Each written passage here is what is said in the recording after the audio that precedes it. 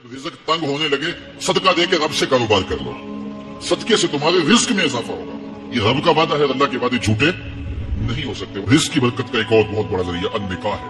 फरमाया अगर तुम निकाह करोगे, तुम फकीर हो वो तुम्हें गनी कर देगा। लोग कहते हैं बच्चा पैरों पे खड़ा हो ले तो फिर निकाह करेंगे। अल्लाह कहते हैं तुम निकाह करो, हम पैरों पे खड़ा कर देंगे। हमारा फलसफा अपना है, उसका हुक्म अपना है। वो कहता अभी तो ये अपने लिए नहीं कमाता, तो जो आएगी उसको कहां से खिलाएगा? मियाँ जिसने आना है उसने अपना रिज़्क लेके आना है। तो बच्चों की शादियां करो, अगर वो जवान हो गए रिज़्क नसीब होगा। अपने अहले खाना को नमाज के हुक्म देने से रिज़्क बढ़ता है, क्योंकि जो सुबह का वक्त होता है ये रिज़्क के बचने का वक्त होता है। और जिस घर में सुबह के वक्त लोग सोए हुए होते हैं वहां बेबरकतियां होती हैं। तो तुलुए फजर से लेकर के तुलुए आफ्ताब तक अपनी औलाद को, बीवी को, बच्चों को न सोने दें। उस वक्त रिज़्क बचने के लम्हे होते हैं। कसीर दुआएं मांगे, तलावत कलाम मजीद पढ़ें और नमाज फजर मर्द हजरात मस्जिदों में जाके बाजमात अदा करें, और घरों में जो है वो बेटियां बहनें मुसल्ले बिछा लें, तो अल्लाह की रहमतों का नज़ूल होगा। अब एक हदीस में रिज़्क के इजाफे का एक और नुस्खा इरशाद किया गया। मेरे हुजूर ने फरमाया जो शख्स ये चाहता है कि उसके रिज़्क में बरकतें हो और उसकी उम्र में इजाफा हो, तो वो अपने रिश्तेदारों के साथ सलूक अच्छा करे।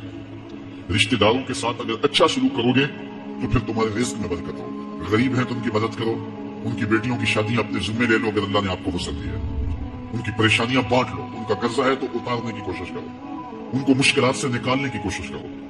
तुम उनको मुश्किलात से निकालोगे, अल्लाह तुम्हें मुश्किलों से निकालेगा। तुम्हारे रिस्क में भी बरकतें होगी और तुम्हारे माल में भी बरकत है।